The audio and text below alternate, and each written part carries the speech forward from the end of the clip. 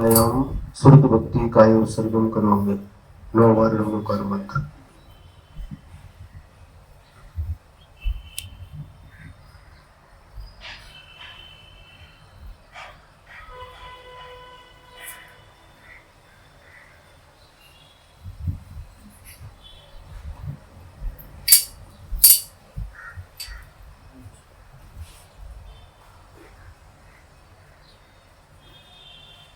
ओंकारं बिंदु संयुक्तं नित्यं ध्यायन्ति योगिनः कामदं मोक्षदं चैव ओंकाराय नमो नमः। अविरल शब्द घनोप प्रक्षालित सकल भूतल कलंकाः मिनुर्पाश तीर्था सरस्वती हरतनोदुरितम् अज्ञानतिमिरान्धानां ज्ञानाञ्जनशलाकया चक्षुरुन्मीलितं येन तस्मै श्रीगुरवे नमः। परम गुरुभ्यो नमः। परम प्राचार्य गुरुभ्यो नमः।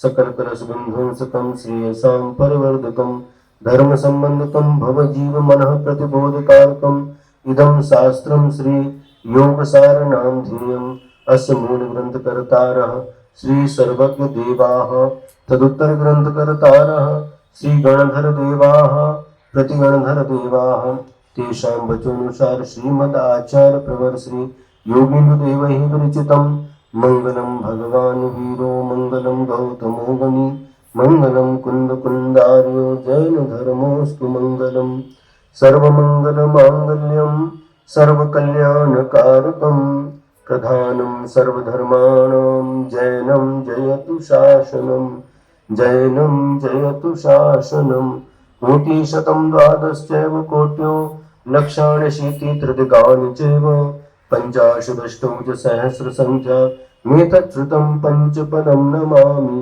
अरिहन्त भासियत्थं गणहरदेहिं गन्त्यं सम्मं प्रणमामि भक्तियुक्तो सुरनानमोहं सरसा इच्छामि वन्ते सुधभक्ति काउशुभदुस्सागचुम् अंगोंग पैन पावने परियमि सुपरमायोग पुबगय चूड़िया चेवं सुततैव धम्मकायं शनिच कालमंचेमि पूजेमि वंदामि नमंसामि दुःखको कमको बोहिलाओ सुवैगमनं समाहि मरणं जिनगुण संपत्ति हो मध्यम पौर्वाणिक स्वाध्याय वेलायां पूर्वाचार्यानुक्रमेण सकल कर्मक्षार्थम भाव पूजा वंदना स्तव समेतम श्रीमदाचार्य भक्ति काय उत्सर्गम करोमि।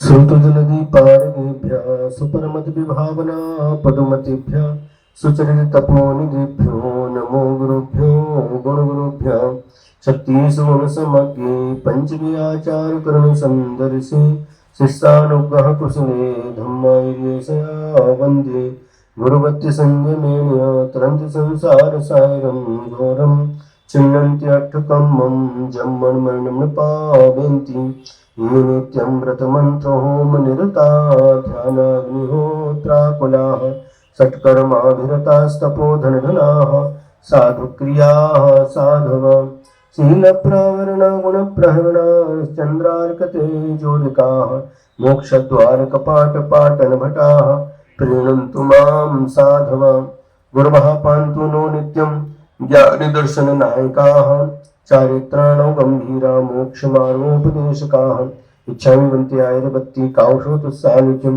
सम्मनान सम्मदंसन संचरितुत्तानं पञ्चव्याचारणमायर्याणम् आयारादिसुगनानोपदेशाणम् उपध्यायाणं त्रियगुणपालनं सब्बसाहुनं शनिच्चकालमञ्चेमि पूजेमि वन्दामि नमसामि दुःखखो कम्मखो बोहिलाओ सुवैगमनं समाहि मरणं जिनगुणसम्पत्ति हो मध्यम।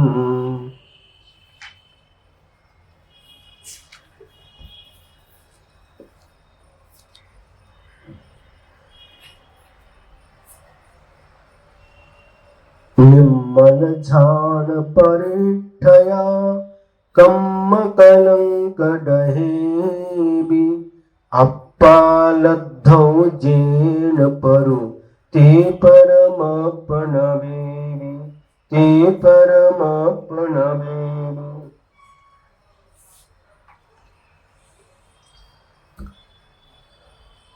यह योग सार नाम का ग्रंथ है और आचार्य श्री योगीन्द्रदेव महाराज जी के द्वारा रचित है। इसमें 108 दोहा सूत्र हैं, जिन दोहा सूत्रों के माध्यम से आचार्य श्री योगीन्द्रदेव स्वामी ने इस ग्रंथ की रचना की है। तो सबसे पहले मंगलाचरण में उन्होंने कहा है निर्मल ध्यान परिठया, यानी निर्मल ध्यान प्रतिष्ठिता, जो निर्मल ध्यान में स्थित है, प्रतिष्ठित है। कम्म कलंक डहेबी, और जिन्होंने कर्म रूपी कलंक को नष्ट कर दिया है। अप्पालद्धौ येन, और जिन्होंने अपनी आत्मा को प्राप्त कर लिया है। ते परमपनवेबी, उन परमात्माओं को नमस्कार करके।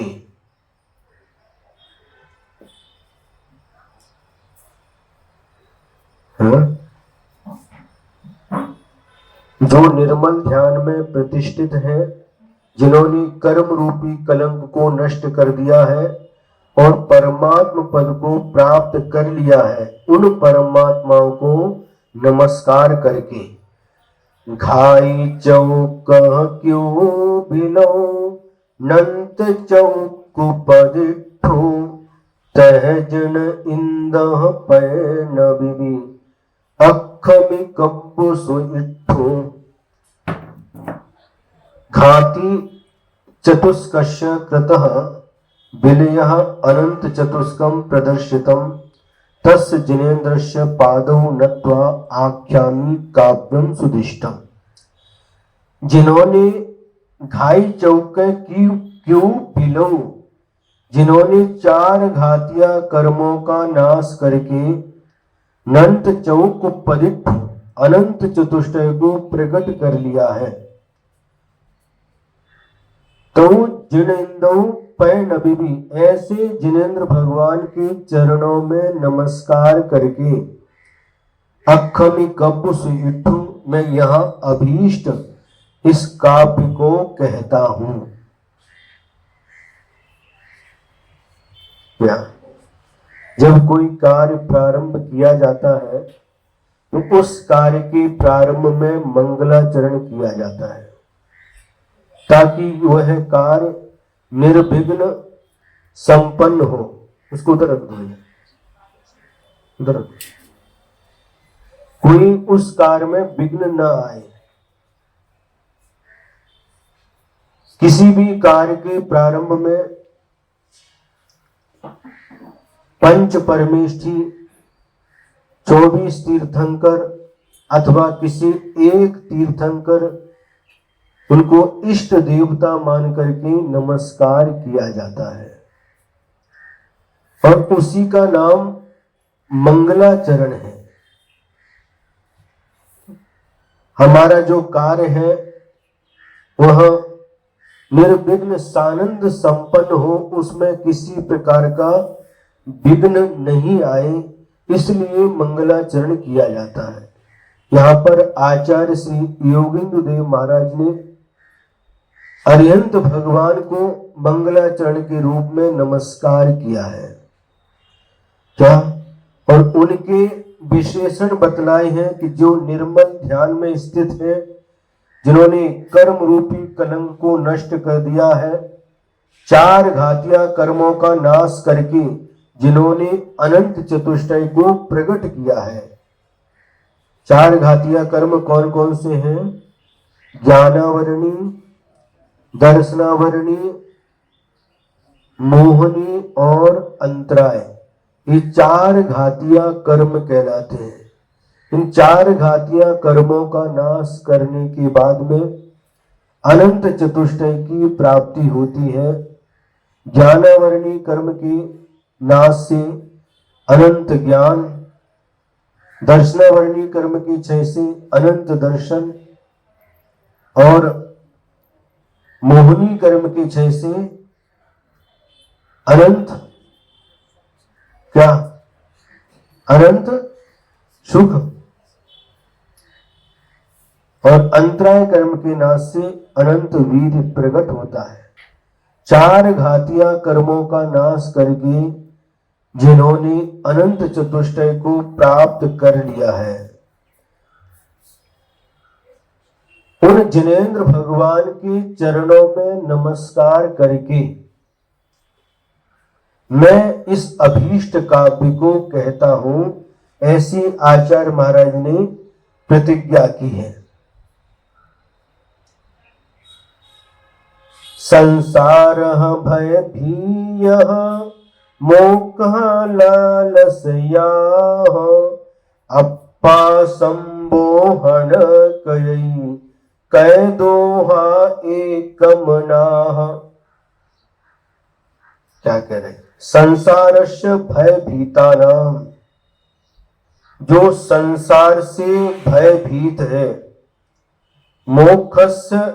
मोक्षस्य लालस का नाम, और मोक्ष प्राप्त करने के लिए जिनके मन में लालसा है। लालसा समझते? इच्छा है, अभिलाषा है। ऐसे अप्पा संबोधन कयई, मैं इस आत्म संबोधन कृते, अपनी आत्मा के संबोधन के लिए दोहा एक मनसाम, मैंने एकाग्रचित होकर के इन दोहों की रचना की है।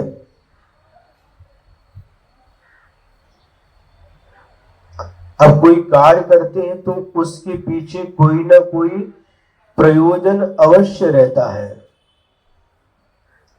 आप यहां आकर के बैठे हैं तो आपका प्रयोजन है जिनवाणी को सुनना।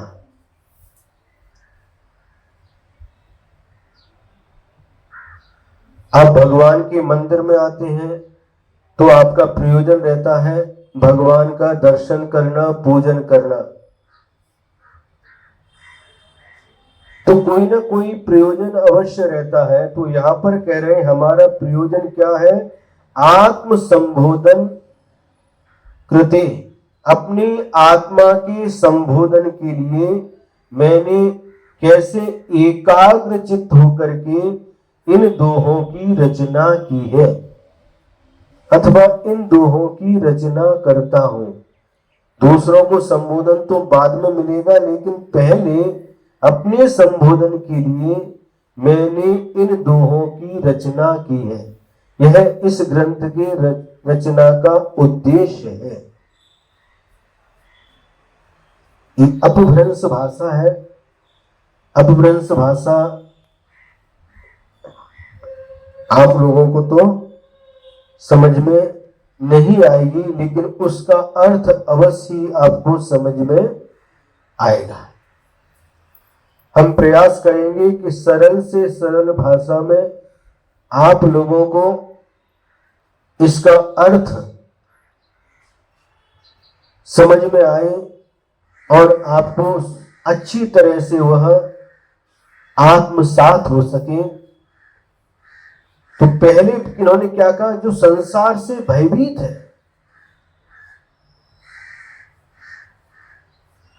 क्या कहा? स्वयं के लिए लिख रहे हैं, मैं संसार से भयभीत हूं। आप संसार से भयभीत है कि नहीं है? बताओ। भयभीत मतलब डरे हुए हैं। आप भी डरते हैं, भयभीत होते हैं। किससे? मृत्यु से। डरते कि नहीं? अभी आप शांत होकर के एकाग्र चित्त होकर के सुन रहे हैं, और इतने सुन रहे हैं कि सुनते सुनते बिल्कुल सब कुछ भूल चुके हैं। और अचानक ही यहां से एक काला काला कहीं से आकर के सामने से बीच में से निकल जाए, लहराता हुआ, क्या होगा? है डर जाएंगे। डरेंगे कि नहीं? शायद ही कोई यहां पर बचेगा, है? और सब उठ करके भाग जाएंगे। क्यों? क्योंकि अपने अपने प्राण सबको प्रिय होते हैं। कोई भी व्यक्ति मरना नहीं चाहता, और काला उसको देखते ही कहीं काट न ले,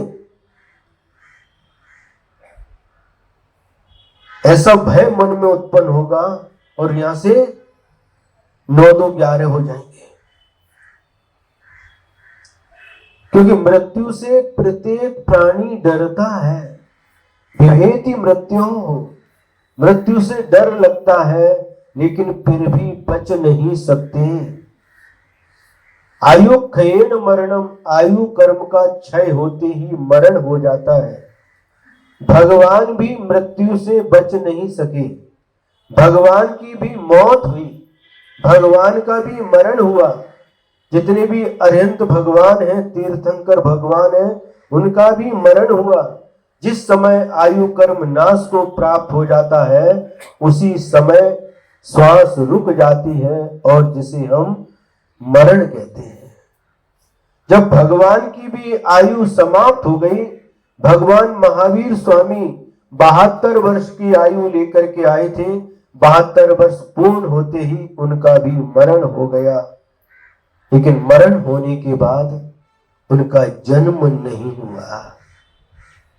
हम लोगों का मरण होता है, और मरण होने के बाद पुनः जन्म होता है, पुनर्जन्म होता है। अनादि काल से हम लोग इस संसार में जन्म और मरण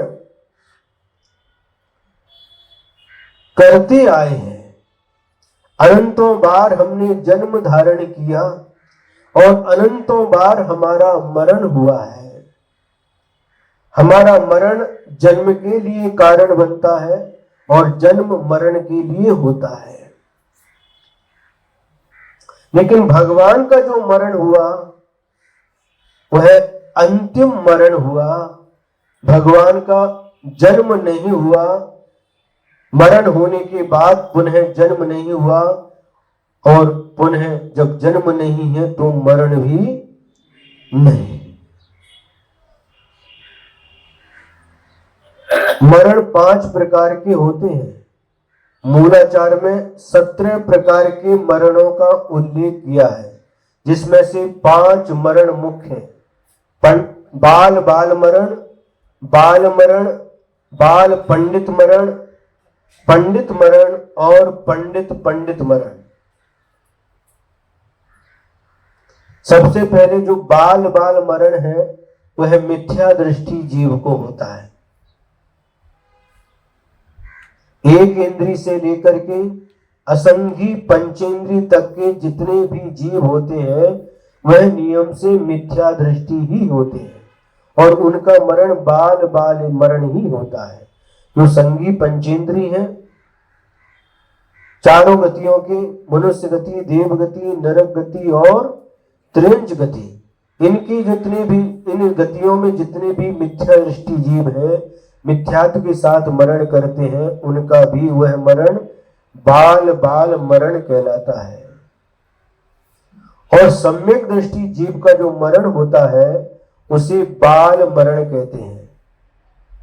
और जो देश संयम धारण कर लेते हैं, पंचम गुण स्थान प्राप्त कर लेते हैं, ऐसे प्रतिमाधारी श्रावक श्राविका, क्षुल्लक, ऐलक और आरिकाएं, इनका जो मरण होता है, उनके मरण का नाम है बाल पंडित मरण। और 6वें 7वें गुण स्थानवर्ती मुनिराज का जो मरण होता है, वह पंडित मरण कहलाता है। और अरिहंत भगवान का जो मरण होता है वह पंडित पंडित मरण कहलाता है। पंडित पंडित मरण मतलब अंतिम मरण, इसके बाद पुनः जन्म नहीं होता। उस पंडित पंडित मरण को करके वह अरिहंत भगवान सिद्ध भगवान बन जाते हैं। तो यहां पर कह रहे जो संसार से डरा हुआ है, संसार से भयभीत है, संसार के दुखों से जो भयभीत है,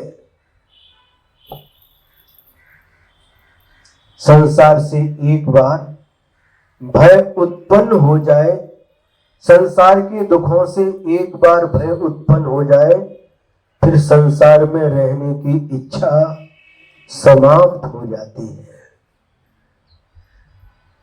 संसार में रहते हैं लेकिन रहना पड़ रहा है, ऐसे भाव मन में आते हैं। और कब इस संसार को छोड़ करके, इस परिवार को छोड़ करके,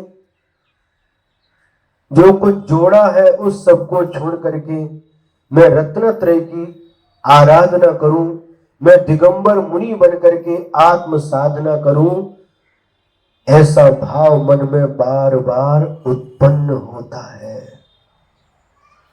संत साधु बन के विचरूं, वह घड़ी कब आएगी, ऐसा भाव मन में आता है। आप लोगों के मन में आता है क्यों महाजन सर? आता कभी है?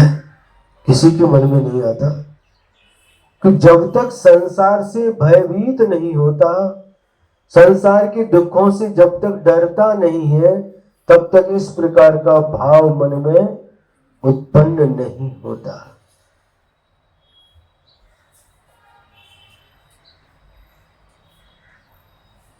वैराग्य उत्पन्न नहीं होता। वैराग्य उत्पन्न कब होता है?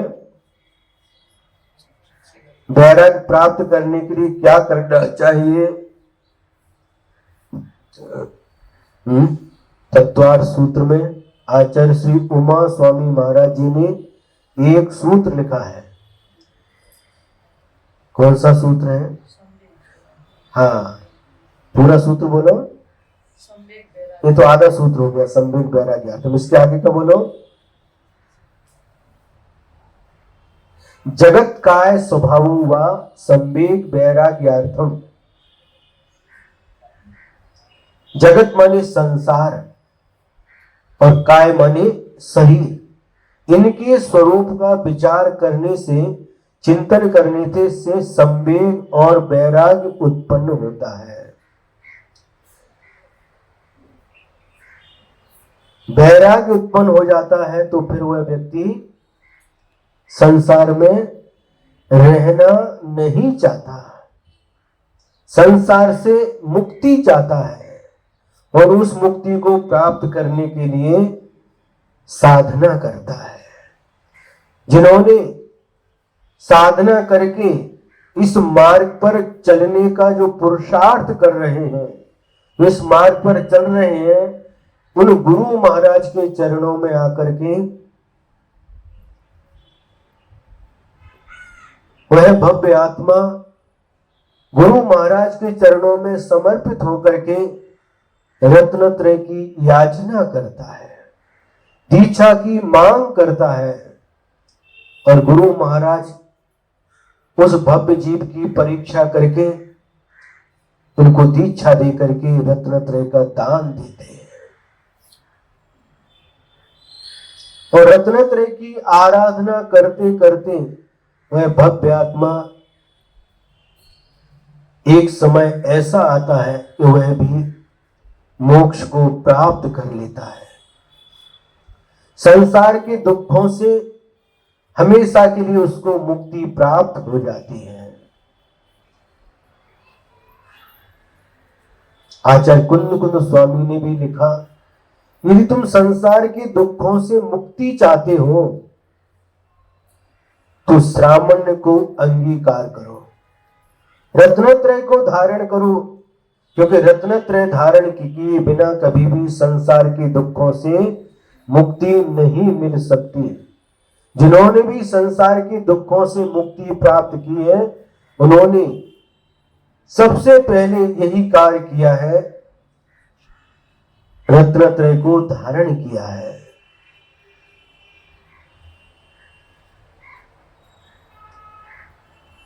महाराज, रत्नत्रय को धारण करने की क्षमता नहीं है, कोई बात नहीं। जिन्होंने रत्नत्रय धारण किया है, उनकी शरण में रहो। पंच परमेष्टि को अपनी शरण मानो। चत्तारी शरणम पवज्जामि, इन चार की शरण को मैं प्राप्त करता हूं। अरहंते शरणम पवज्जामि, अनंत भगवंतों की शरण को मैं प्राप्त करता हूं। सिद्धे शरणम पवज्जामि, सिद्ध भगवंतों की शरण को मैं प्राप्त करता हूं। साहू शरणम पवज्जामि, मैं साधु की शरण को प्राप्त करता हूं। केवली पन्नतम धम्मम शरणम पवज्जामि, केवली भगवान ने जो धर्म कहा है, उस धर्म की शरण को मैं प्राप्त करता हूं। ये चार ही शरण है। आपके मन में प्रश्न हो सकता है, अरहंते शरणम पवज्जामि, सिद्धे शरणम पवज्जामि, साहू शरणम पवज्जामि, ये तीन परमेष्टि का तो नाम ले लिया, लेकिन आचार्य परमेष्टि और उपाध्याय परमेष्टि का नाम क्यों नहीं लिया? आचार्यों की शरण को प्राप्त होता हूं, उपाध्याय की शरण को प्राप्त होता हूं, ऐसा क्यों नहीं कहा? मन में प्रश्न होता कि नहीं हो रहा किसी के मन में? उत्तर है किसी के पास? है? हाँ, साधु परमेष्टि में ही आचार्य और उपाध्याय, ये दोनों परमेष्टि गर्भित हो जाते हैं। क्योंकि साधु शब्द कोमन है, आचार्य और उपाध्याय एक दो परंतु व्यवस्था की अपेक्षा से है। यदि बहुत सारे साधु बैठे हो, आचार्य भद्रबाहु स्वामी जो श्रुत केवली थे, उनके 24,000 मुनि महाराज का संघ था। कितना? 24,000 मुनियों के वो नायक थे, संघ नायक थे। अब 24,000 मुनिराज बैठे हैं और उन्हीं के बीच में मान लो सामान्य से और बैठे, तो कोई व्यक्ति पहचान नहीं सकता कि इसमें आचार्य कौन है और साधु कौन है। जिनको पहचान है, जो कोई संघ के आचार्य श्री रहते थे, तो आचार्य श्री को जो पहचानते वो समझते ये आचार्य महाराज है। एक बार बिहार करते करते गुरुदेव के साथ में गुजरात में बिहार चल रहा था, और बिहार करते करते एक भरूच नाम का शहर आया। अंकलेश्वर के पास एक भरूच शहर था, और वहां पर संघ था, संघ के महाराज थे, बैठे थे और श्रावक दर्शन करते करते जा रहे थे, सभी साधुओं के दर्शन कर रहे थे। और उस समय संघ में एक महाराज जी थे, प्रवचन सागर जी उनका नाम था। ऐलक महाराज थे उस समय। और एक श्रावक ने आकर के पूछा, महाराज जी, बड़े महाराज कहाँ है? क्या पूछा? बड़े महाराज जी कहाँ है? तो प्रवचन सागर महाराज जी ने उत्तर दिया कि जहां पर सबसे ज्यादा भीड़ है, सबसे ज्यादा लोग हैं, वही बड़े महाराज है।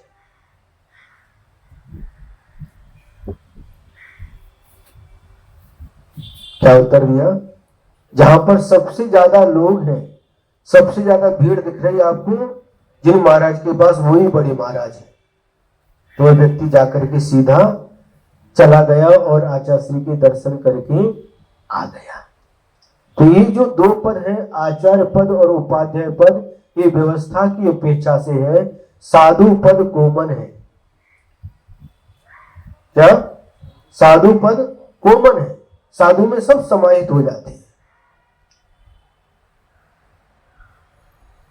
बाहर से जो चर्या है इसमें कोई भी अंतर नहीं है। सभी चाहे आचार्य हो, उपाध्याय हो, साधु एक ही बार आहार करते हैं, पैदल विहार करते हैं, ईसरोज करते हैं, जो अपने आवश्यक है 6 आवश्यक उनका पालन करते हैं, उसमें कोई भी अंतर नहीं है। तो इसलिए यहाँ पर साहू शरणम पवज्जामि जो कहा है, उसमें साधु परमेष्ठी में ही आचार्य परमेष्ठी और उपाध्याय परमेष्ठी गर्भित हो जाते हैं। तो जो संसार से भयभीत हो जाता है वह इनकी शरण में आ जाता है। उनकी शरण में कैसे? मन से समर्पित होकर के उनको अपनी शरण मानता है। अन्यथा शरणम नास्ति त्वमेव शरणम मम, संसार में मेरा और कोई भी शरण नहीं है, आप ही मेरे लिए शरण है। यह जब तक समर्पण नहीं आता तब तक इस प्रकार का भाव मन में उत्पन्न नहीं हो सकता। मोक्ष मार्ग में भी समर्पण की बहुत आवश्यकता होती है।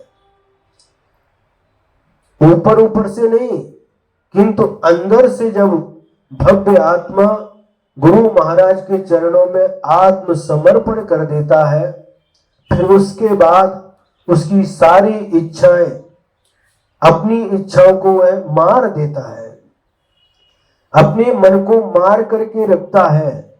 फिर गुरु महाराज की जो इच्छा होती है, गुरु महाराज जैसा कहते हैं उसी के अनुसार वह करता है। अपने मन से नहीं करता, अपनी मनमानी नहीं करता। गुरु महाराज ने जो कहा वही करता है। समझ में आ रहा है? फिर प्रश्न नहीं पूछता ऐसा क्यों, कब तक, किस लिए, ये कोई भी प्रश्न नहीं पूछता। गुरु महाराज ने जो आज्ञा दी उसको सिरोधार्य करता है। गुरु की आज्ञा होने के बाद किसी प्रकार का प्रश्न नहीं होता, प्रश्न चिन्ह नहीं होता। जो गुरु महाराज ने कह दिया उसी को वह सब कुछ समझता है, गुरु का आदेश है। इसे कहते हैं समर्पण। एक गुरु महाराज ने, गुरुदेव ने एक प्रसंग सुनाया था और वह अभी प्रासंगिक लगता है। सुना रहे? नहीं सुनना? आचार्य श्री उस समय ब्रह्मचारी थे, ज्ञान सागर महाराज जी के चरणों में थे, और उस समय 5-6 ऐलक छुल्लक थे जो वृद्ध थे। उनमें से एक ऐलक महाराज जी या छुल्लक महाराज जी, जिनकी उम्र लगभग 80 वर्ष की थी, और लगभग 12 सवा 12 बजे का समय था दोपहर का। और ज्ञान सागर महाराज जी ने कहा, उनका नाम लेकर के, आप खड़े हो जाओ।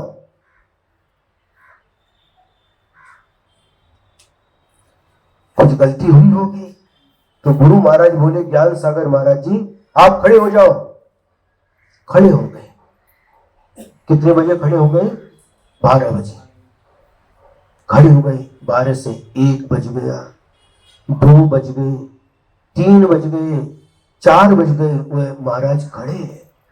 तो आचार्य श्री ब्रह्मचारी थे, आचार्य श्री ने प्रसंग सुनाया था, और वह उनके पास गए, महाराज बहुत देर हो गई, 4 घंटे हो गए, अब बैठ जाओ। तो ऐलक महाराज क्या बोले, तुम्हारे कहने से बैठ जाऊं? गुरु महाराज ने कहा है खड़े हो जाओ, और जब तक गुरु महाराज बोलेंगे नहीं बैठ जाओ तब तक बैठूंगा नहीं।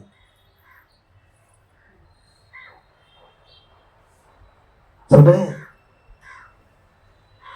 और आचार्य ने सुनाते समय कहा कि मन में आया कि गुरु महाराज ज्ञान सागर महाराज जी के पास जाके बता दें, उनको बैठने के लिए कहो। सुनाते सुनाते आचार्य बोले, मेरे मन में ऐसा आया उस समय, हम जाए, डर लग रहा था उनके पास जाने में, कहीं गुरु महाराज हमको ही कह दे कि तुम भी खड़े हो जाओ तो क्या करेंगे।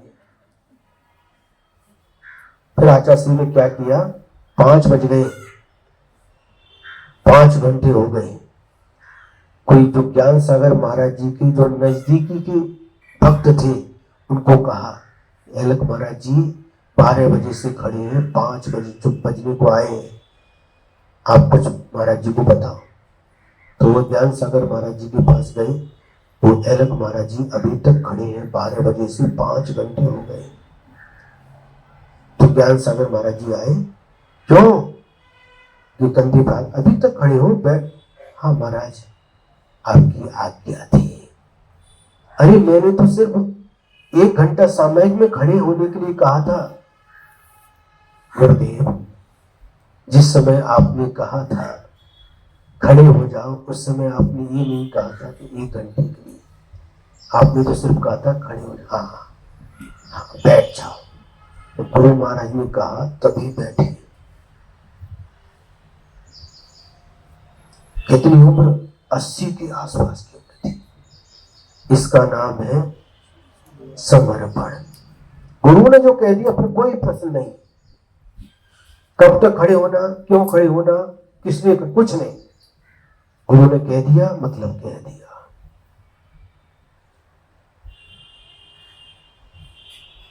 गुरु जो कहते हैं उसका पालन करना इस शिष्य का परम कर्तव्य होता है, और तभी यह मोक्ष मार्ग आगे बढ़ता है। ये तो गुरु की आवश्यकता क्या है, समझ में आ रहा है कि नहीं।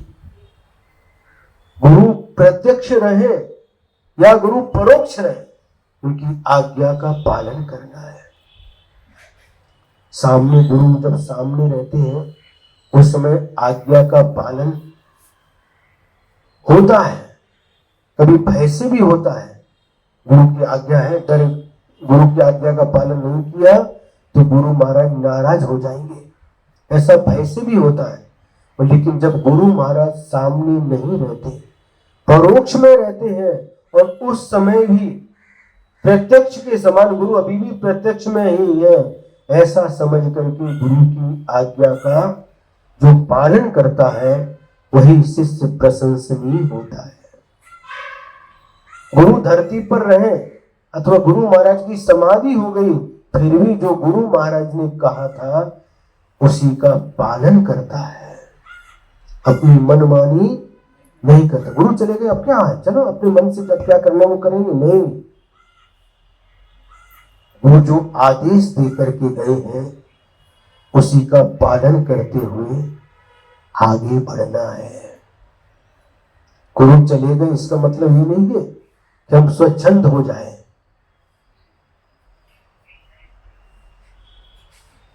गुरु जो कह करके गए हैं, जो बोल करके गए हैं, जो जिम्मेदारी सौंप करके गए हैं, शिष्य का कार्य है उस जिम्मेदारी को अच्छी तरह से पूरा करें।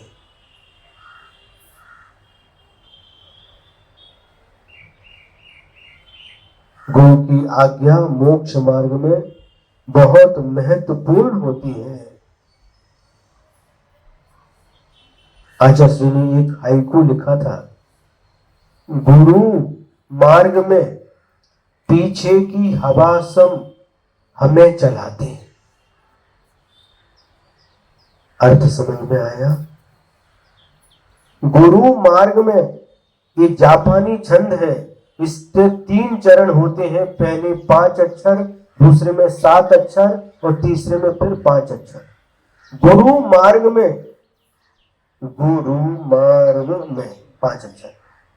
पीछे की हवा सम, पीछे की हवा सम 7 अक्षर हो गए। हमें चलाते 5 अक्षर। क्या अर्थ हुआ इसका? जब शिष्य मार्ग में चलता है, आप देखिए जनवरी के महीने में हम लोग मांगी तुंगी में थे, और जब पहाड़ पर चढ़ते थे, मांगी पहाड़ पर, तुंगी पहाड़ पर, और हवा चलती है उसमें बहुत तेज हवा, और जिस समय हवा सामने से रहती है तो हमारे कदम जो आगे बढ़ाते हैं उस गति में कमी आ जाती है और बहुत ताकत लगानी पड़ती है, तब कदम आगे बढ़ते हैं। और जब हवा पीछे से चलती है तो हमारे कदमों में गति आ जाती है। पहाड़ पर जाते समय पीछे से हवा रहती थी तो बहुत जल्दी जल्दी चढ़ने में बहुत सुविधा हो जाती थी, और जब लौटते थे तो पीछे से सामने से हवा रहती थी, उस समय गति में अवरोध आता था। गुरु महाराज ने लिखा, गुरु मार्ग में पीछे की हवा सम, गुरु पीछे की, गुरु की वाणी, गुरु की आज्ञा पीछे की हवा के समान काम करती है, जो शिष्य को आगे बढ़ाती रहती है। और गुरु का उपकार, अनंत उपकार होता है शिष्य के ऊपर, कि जो संसार के दुखों से, संसार रूपी कीचड़ से निकाल करके रत्नत्रय का दान करके मुनि बना देते हैं, साधु बना देते हैं। तो बहुत बड़ा गुरु का उपकार होता है, और ऐसे अनंत उपकारी गुरु महाराज की आज्ञा का पालन करना ही शिष्य का प्रथम और अंतिम कर्तव्य होता है। समझ में आ रहा है? तो समर्पित होकर के जो भव्य जीव संसार के दुखों से जो भयभीत है, तो समर्पित भाव से गुरु के चरणों में पहुंच जाता है, तो फिर गुरु महाराज उसकी परीक्षा करके उसे रत्नत्रय का दान देते हैं। रत्नत्रय उसको प्रदान करते हैं, और वह भव्य आत्मा अपनी आत्मा के कल्याण के लिए कटिबद्ध हो जाता है। गुरुदेव के जीवन का भी प्रसंग है। जब गुरुदेव दक्षिण से आचार्य श्री देवश भूषण महाराज जी के संग से आचार्य ज्ञान सागर महाराज जी के पास पहुंचे, राजस्थान में, कर्नाटक से सीधे राजस्थान पहुंचे, और जब वार्तालाप हुआ,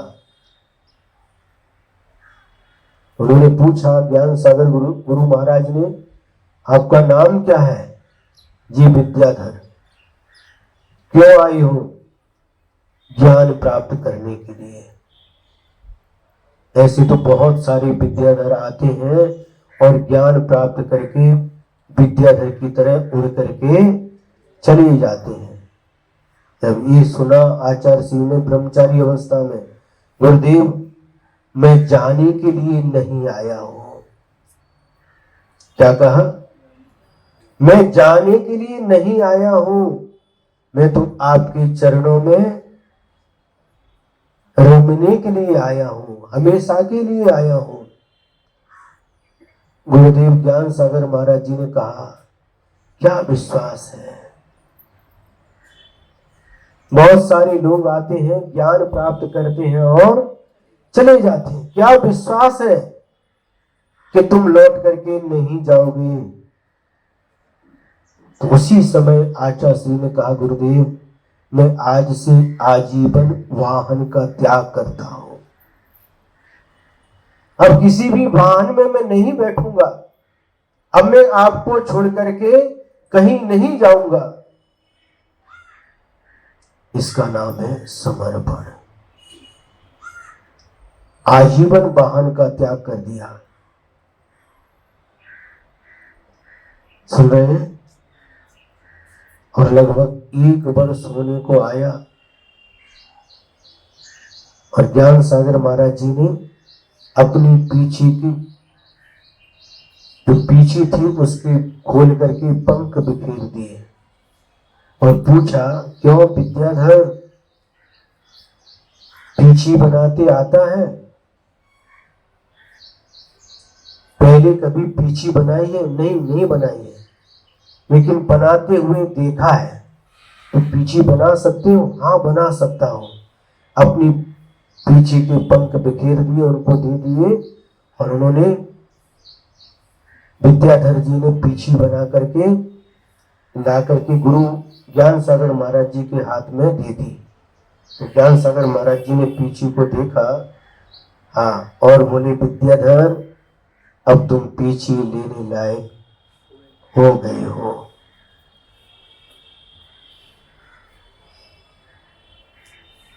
एक साल के अंदर ही उनको डायरेक्ट मुनि दीक्षा दी ज्ञान सागर महाराज जी ने।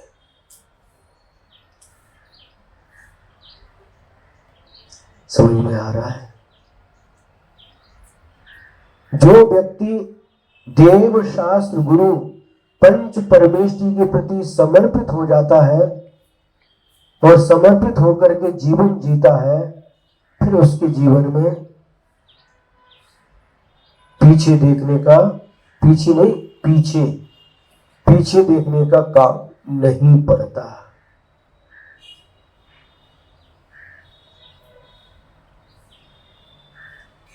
आप लोगों को सुन करके कैसा लग रहा है? बोलो ना, अच्छा लग रहा है? कुछ लोग तो ऐसे बैठे स्टेचू जैसे। क्यों? हाँ महाराज, हम एकाग्र चित्त से सुन रहे हैं। सुनिए, बहुत अच्छा है। आज ग्रंथ प्रारंभ हुआ है। तो यहां पर कह रहे, जो संसार से भयभीत है और मोक्ष प्राप्त करने की जिसके मन में लालसा है, उनके संबोधन के लिए एकाग्र चित्त होकर के मैंने इन दोहों की रचना की है।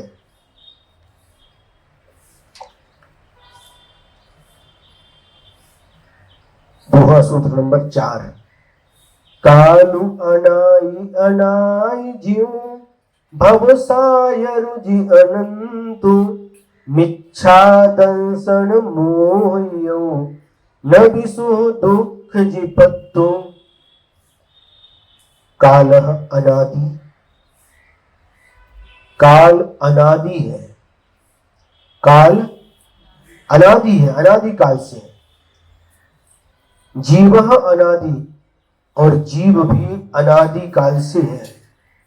भव सायर जी अनंत, और संसार रूपी सागर अनंत है, इसका कोई अंत नहीं है। ऐसे संसार में मिथ्या दर्शन मोह, मिथ्या दर्शन से मोहित होता हुआ इस जीव ने दुखम एव पत्तु, दुखम जी पत्तु, दुखम एव प्राप्त, दुख ही दुख पाया है, सुखम नैव, सुख प्राप्त नहीं किया। समझ में आ रहा है?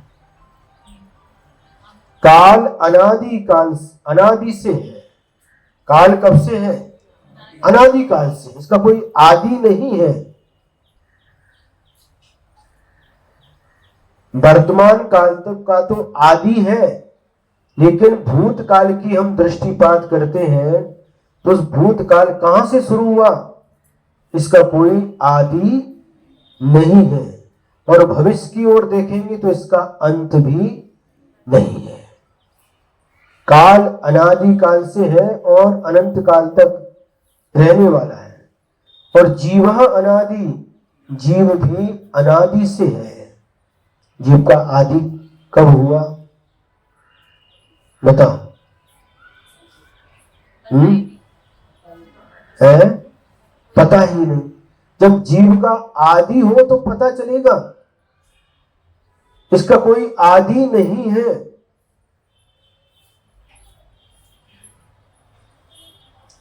सुने कि नहीं?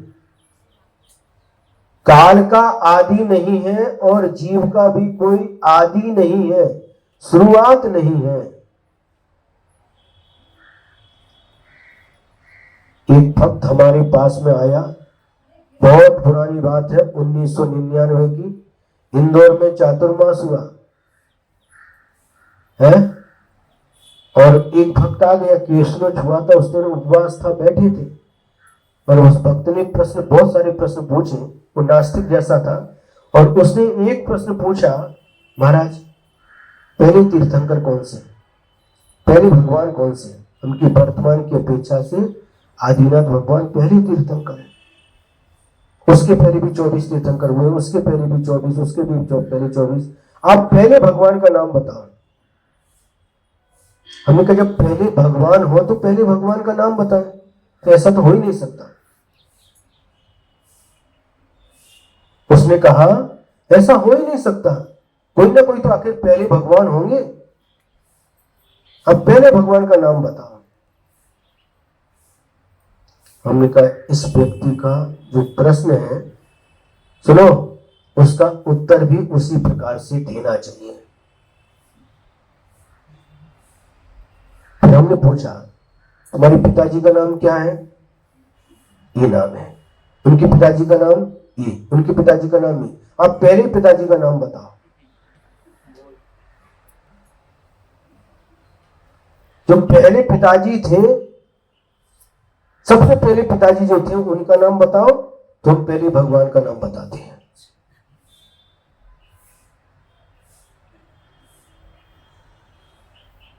शांति है, ठीक है महाराज।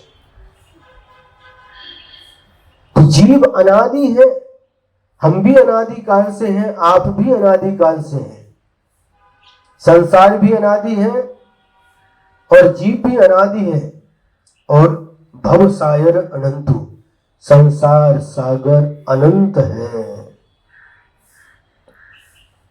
इसका कोई अंत नहीं है, इसका कोई पार नहीं है। समुद्र का तो पार होता है, पार मतलब किनारा, लेकिन संसार रूपी समुद्र का किनारा नहीं है। किसके लिए नहीं है? अभव्य जीव के लिए। लेकिन भव्य जीव के लिए संसार रूपी समुद्र का किनारा प्राप्त हो जाता है और वह मोक्ष को प्राप्त कर लेता है।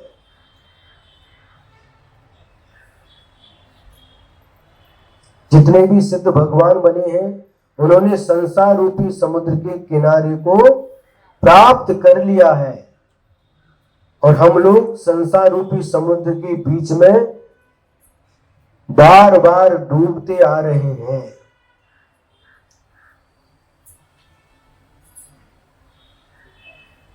और ऐसे अनंत संसार में मिथ्या दर्शन से मोहित जीव ने दुख ही दुख पाया है। किसके कारण से? मिथ्यात्व के कारण से। बस पूरा कर रहे, 2 मिनट और रुक जाओ, जिनवाणी स्तुति करके जाना, पूरा कर रहे हैं। तो कल आज थोड़ा लेट हो गया, कल से बराबर टाइम रखना, 8 बजे चालू करना, 9 बजे समाप्त, क्योंकि ऑफिस वगैरह रहता है लोगों का, पूरा शहर में आए हैं, जॉब वाले रहते हैं, टाइम से पहुंचना पड़ता है, और जाकर के क्या बोलते हैं उसको, पंचथम लगाना पड़ता है। महाराज आपको कैसे पता? 10 साल पहले आए थे, तो एक शीतल दोषी है, उनके फैक्ट्री में रुकना हुआ था, तो वहाँ देखा, तो आकर के करते थे, करंट से चलता है ना वो 10 बजे के पहले उसको लगाना पड़ता है, तो उनकी एंट्री हो जाती है, जाना पड़ता है, इसलिए वहां जाकर के थंब लगाना पड़ता है। यहाँ तो थंब लगाने की आवश्यकता नहीं, कभी भी आओ, जब टाइम से आएंगे तो बहुत आनंद आएगा। ये बहुत भगवान की वाणी है, साक्षात तीर्थंकर भगवान की वाणी है। और आचार्य महाराज ने गुफाओं में रह करके, पर्वत पर, पहाड़ के ऊपर रह करके घोर तपस्या करके इन ग्रंथों की रचना की है, इसलिए इसको सुनना भी हमारा परम सौभाग्य है। कल से राइट जो अभिषेक का टाइम है, आप उसको एडजस्ट करो, 8 बजे यहाँ पर आकर के सभी लोग उपस्थित रहेंगे तो बहुत आनंद आएगा। आएंगे? आगे तो ठीक है, इसको और आगे का थोड़ा सा और विस्तार कर लेंगे। तो मिथ्या दर्शन से मोहित जीव ने इस संसार में दुख ही दुख पाया है, सुख नहीं पाया। 4 दोहा सूत्रों में करो इसको विस्तार करके।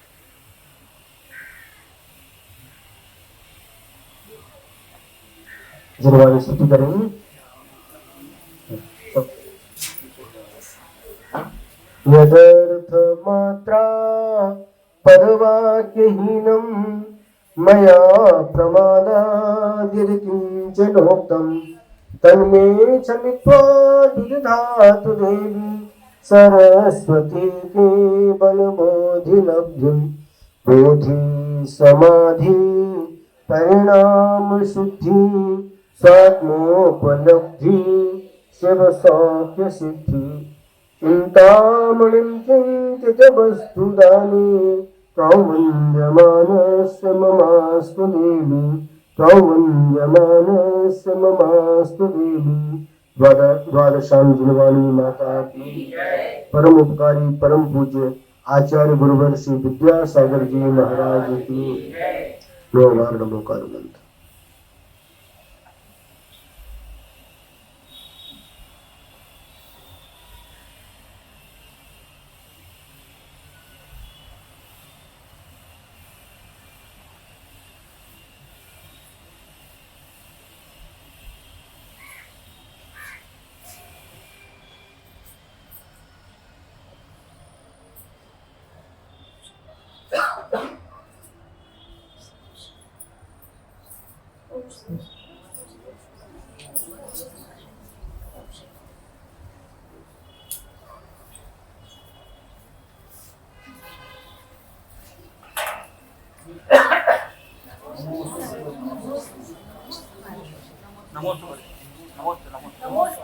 नमोस्तुते सबको